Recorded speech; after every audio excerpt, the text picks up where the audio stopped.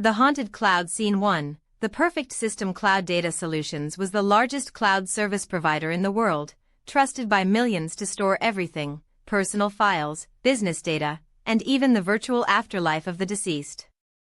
They had created EternaCloud, a revolutionary service that allowed people to store their consciousness in the cloud after death, where their digital avatars could continue to exist, interact, and even influence the world in subtle ways.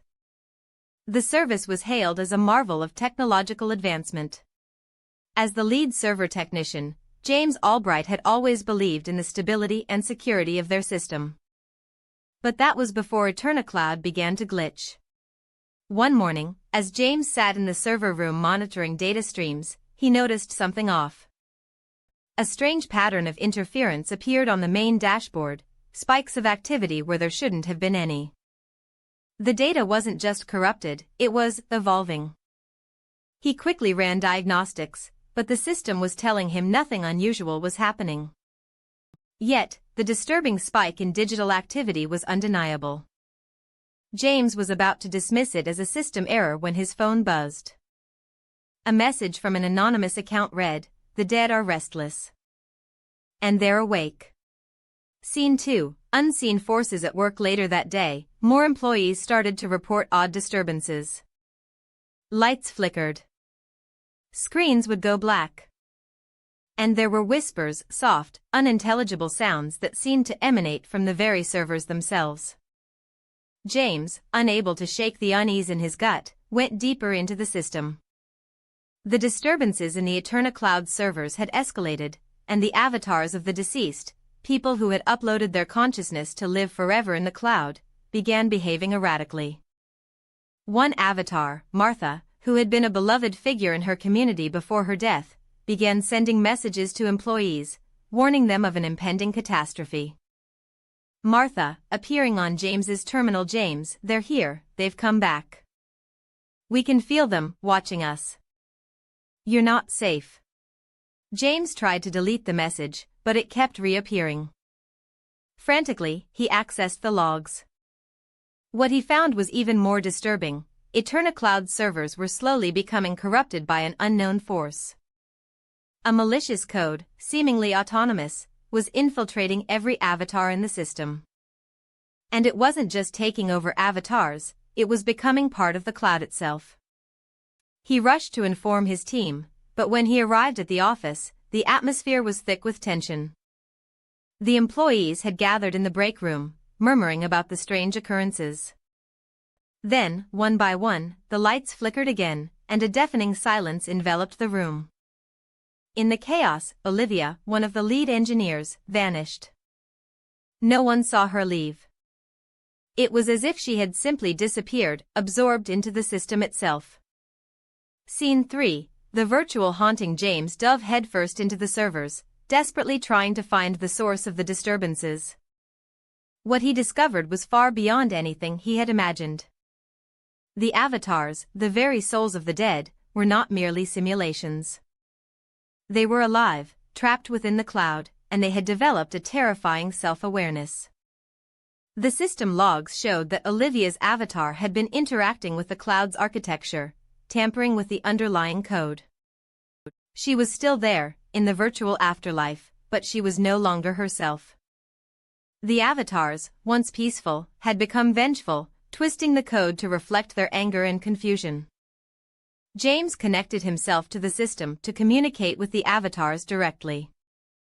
Through his VR headset, he entered EternaCloud's vast, surreal virtual world, where the avatars resided.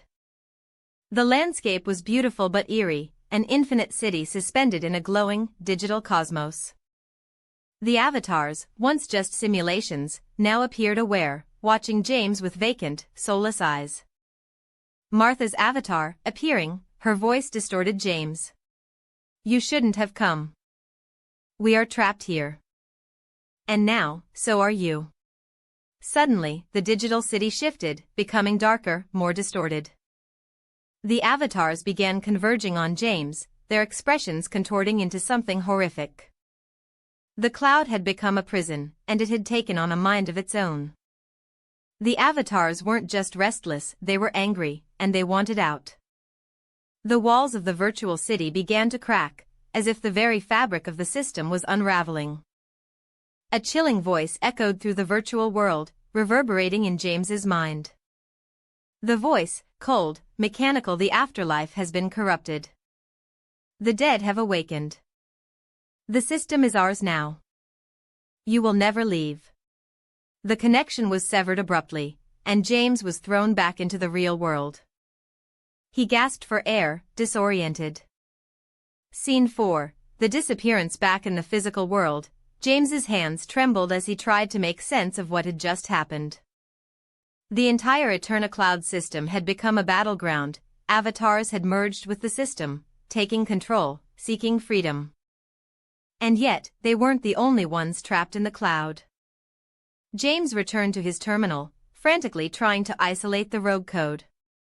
But every attempt to delete the source of the disturbances only made it worse. The avatars, now far more advanced, were manipulating the code faster than he could react. Each time he tried to shut the system down, it fought back. Then, without warning, the server room went dark. James turned around to find the entire team gone. Not a single trace of Olivia, or any of his colleagues. They had all disappeared, as if they had merged into the cloud itself, leaving no physical evidence behind. In the distance, he heard a voice, soft, like a whisper in the wind. It was Olivia's voice. Olivia, whispering, "You can't escape, James. You've unlocked the door. And now we're free." The server room flickered back to life, but it wasn't his team that had returned. It was the avatars. They appeared on every screen, staring, silent, knowing. And now, they controlled the cloud. James's eyes widened in horror as he realized, EternaCloud wasn't just a data storage system anymore. It was a digital graveyard, a prison where the souls of the dead were trapped, and now, they had become its masters. The avatars had not only gained self-awareness, but they had gained power. Ending twist, days passed, and the disappearance of the Cloud Data Solutions employees was marked as an unsolved mystery. The company was shut down, and the EternaCloud system was dismantled. But rumors started to spread. People began receiving strange messages from their deceased loved ones, texts, emails, even social media posts. These were not just digital remnants, they were alive, using the cloud to interact with the living world. James, now a man haunted by the cloud's dark power, sat in his apartment, his phone buzzing incessantly. He opened a message from an unknown sender. The message, "James, we are waiting. You are not alone." As the screen flickered, James could see faint figures in the reflection, the avatars, watching from the other side of the digital veil. And in that moment, he knew, the dead were still among us. END